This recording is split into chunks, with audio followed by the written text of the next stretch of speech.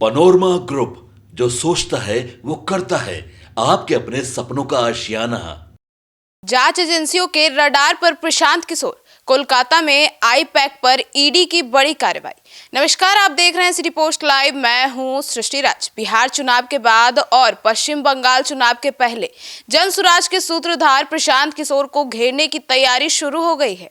कोलकाता में enforcement directorate यानी कि ईडी की छापेमारी का बड़ा इम्पैक्ट बिहार की राजनीति पर दिखाई देने वाला है। पश्चिम बंगाल में आई पैक पर हुई कार्रवाई ने बिहार की सियासत में हलचल मचा दी है। तो फिलहाल ईडी की जांच कोलकाता केंद्रित है, लेकिन जिस तरह बिहार से जुड़े लेन देन के आरोप सामने आ रहे हैं, उससे यह मामला सिर्फ एक राज्य तक सीमित नहीं दिखता। प्रशांत किशोर भी इसी चपेट में आ सकते हैं। अब क्या है ये पूरा मामला, इसके ऊपर विस्तार में जानकारी देने के लिए हमारे साथ मौजूद है chief editor Shrikant Pratyush sir. Sir, ED जांच पर ममता बनर्जी ने बवाल मचाया है। अब क्रिया इसकी आज जो ईडी जांच कर रही है वो कहां तक पहुंचेगी और बिहार तक भी पहुंचेगी?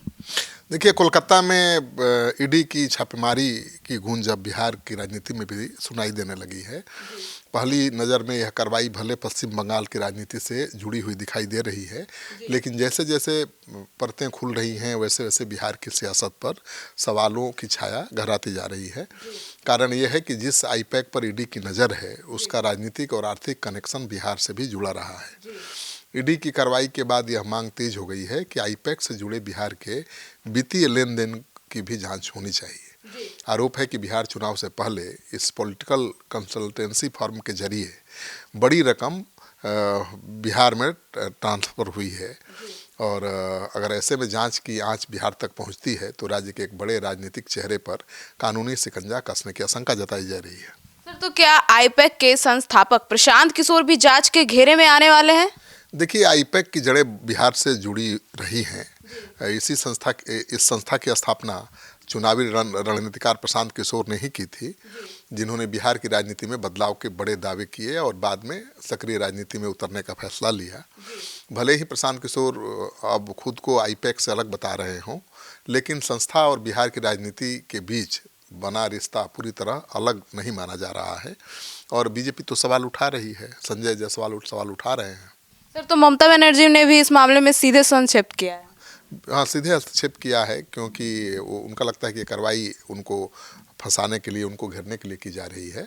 दरअसल ईडी की छापेमारी की खबर मिलते ही मुख्यमंत्री ममता बनर्जी ने कोलकाता के पुलिस कमिश्नर को प्रतीक जैन के आवास पर भेज दिया। प्रतीक जैन के आवास पर ही रेड हुआ था ईडी का।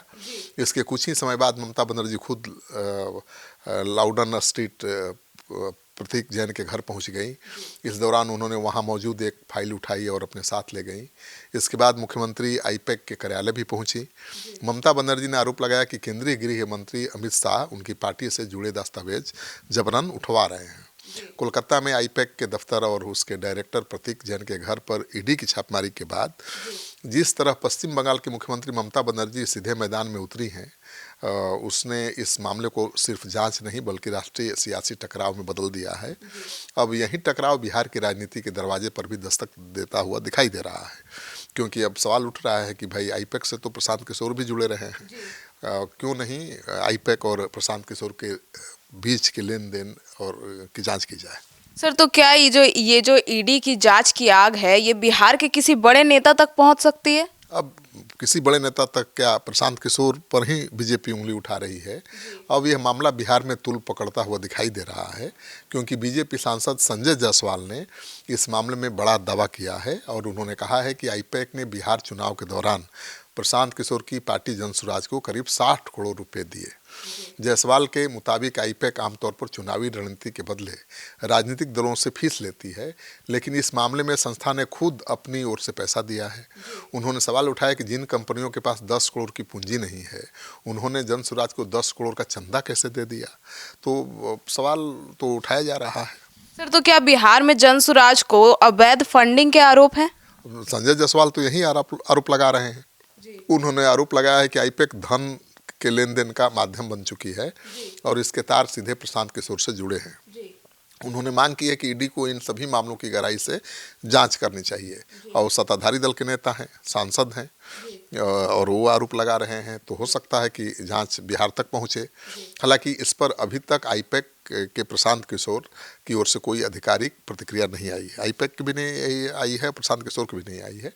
बिहार में सियासी गलियारों में यह सवाल तेजी से उठ रहा है कि अगर ईडी ने आईपैक से जुड़े बिहार कनेक्शन की फाइल खोली तो क्या सिर्फ एक जांच भर रहेगी या फिर राज्य की राजनीति में आने वाले समय की दिशा बदल देगी या प्रशांत किशोर को मतलब घेर लेगी, ये सवाल उठ रहा है। सर, तो आईपैक और बंगाल चुनाव का पुराना रिश्ता रहा है। बिल्कुल, आईपैक यानी इंडियन पॉलिटिकल एक्शन कमेटी की स्थापना प्रशांत किशोर ने ही की थी। वर्ष 2021 के पश्चिम बंगाल विधानसभा चुनाव में इसी संस्था ने ममता बनर्जी के लिए काम किया था, चुनावी रणनीति तैयार की थी। उस चुनाव में तृणमूल कांग्रेस की जीत के बाद आईपैक का नाम राष्ट्रीय राजनीति में और मजबूती से उभरा। बाद में प्रशांत किशोर ने सक्रिय चुनावी राजनीति से संन्यास लेने और संस्था से अलग होने का ऐलान भी कर दिया था। इसके बाद प्रतीक जैन समेत 3 डायरेक्टरों ने आईपैक की कमान संभाली थी। फिलहाल इतना तय है कि कोलकाता से शुरू हुई यह कार्रवाई अब बिहार के लिए भी राजनीति का मुद्दा बनने जा रही है, क्योंकि बीजेपी के सांसद जिस तरह से सवाल उठा रहे हैं तो बात तो आगे बढ़ सकती है। लेकिन प्रशांत किशोर, जहाँ तक मुझे याद है, प्रशांत किशोर पहले ही एक क्लियर कर चुके हैं कि अब उनका आईपैक से कोई लेना देना नहीं है। उनकी पार्टी जनसुराज है और जनसुराज के नाम तो उन्होंने अपना एक घर छोड़कर सब कुछ दान भी कर दिया है। अब 14 तारीख से कहा जा रहा है कि फिर एक्शन में आएंगे प्रशांत किशोर। अब देखना यह है कि आईपैक के जरिए क्या जांच एजेंसी प्रशांत किशोर को घेर पाती है, क्योंकि वो भी रणनीतिकार हैं, बहुत समझदार नेता हैं। उनको घेरना भी बहुत आसान नहीं होगा, क्योंकि वो तो कहेंगे कि हम तो पहले ही आईपैक से अलग हो चुके हैं। कार्रवाई अब हुई है आईपैक के खिलाफ, तो उससे उनका संबंध कैसे जोड़ा जा सकता है। लेकिन बीजेपी के सांसद संजय जायसवाल दावा कर रहे हैं कि भाई 60 करोड़ का वित्तीय लेन देन हुआ है। अगर ये सच है तब तो कार्रवाई आगे बढ़ सकती है और मुश्किल में प्रशांत किशोर आ सकते हैं। तो सुना आपने हमारे इस डिबेट को, तो आप प्रशांत किशोर को लेकर आपकी क्या राय है कमेंट सेक्शन में जरूर बताइएगा।